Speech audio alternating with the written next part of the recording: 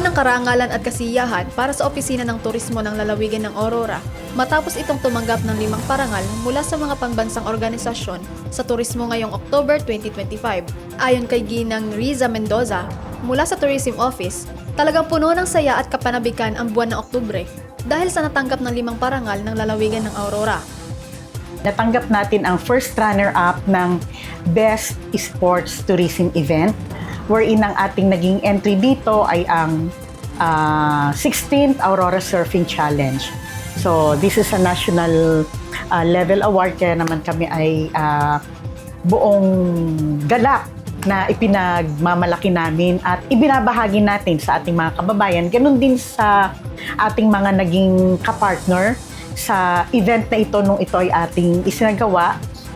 Siyempre gusto rin namin i-share na ang karangalan na to sa ASRAI, Aurora Surf Riders Association Incorporated, kasi sila yung naging kapartner natin sa pagkakandak ng ating annual surfing event. Okay, so sa Northfield Expo naman ay tayo ay nakatanggap ng Best On-Site Promotion.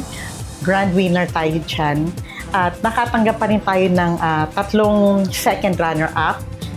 One is yung Best Booth Staff, and then yung Sustainability Award, at saka yung Best Corporate Booth. No? At ito rin, syempre, ay buong sigla at galak namin pinagmamalaki dahil nakasama natin dito ang mga malalaking lalawigan sa Pilipinas. So, nandun ang Cebu, nandun ang Palawan, Bohol, Laguna, and then the provinces of Central Luzon. So, kumbaga parang hindi tayo nagpapahuli pagdating sa mga pagpo-promote natin ng mga tourist attractions at saka mga tourism products natin dito sa lalawigan ng Aurora.